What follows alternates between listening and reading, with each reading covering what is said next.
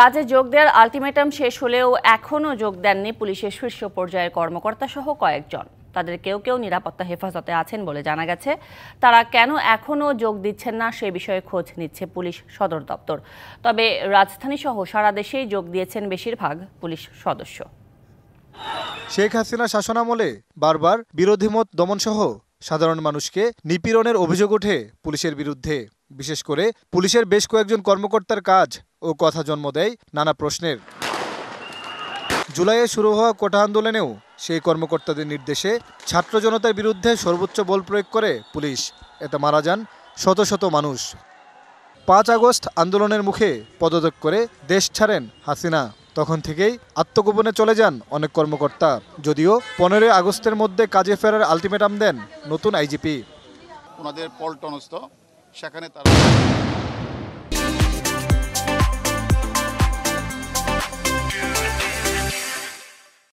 তাদের মধ্যে একজন গোয়েন্দা পুলিশের সাবেক অতিরিক্ত কমিশনার হারুনুর রশিদ, যিনি এখনও যোগ দেননি কাজে।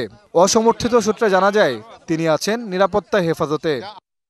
তার মতোই নিরাপত্তা হেফাজতে আছেন ডিএমপির সাবেক যুগ্ম কমিশনার বিপ্লব কুমার সরকার, পুলিশ সদর দপ্তরের আরেক অতিরিক্ত ডিআইজি প্রলয় কুমার জোয়ারদার। তারাও যোগ দেননি কাজে।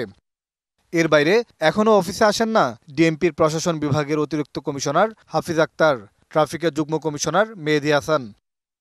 সারা দেশে বেশ কয়েকজন কর্মকর্তা এখনও যোগ দেননি কাজে। সে বিষয়ে খোঁজ নেওয়া হচ্ছে বলে জানায় পুলিশ সদর দপ্তর।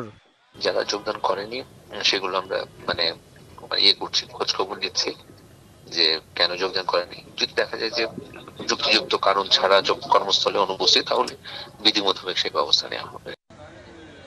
তবে বেশিরভাগ পুলিশ সদস্যই কাজে যোগ দিয়ে দায়িত্ব পালন করছে বলে জানান তিনি।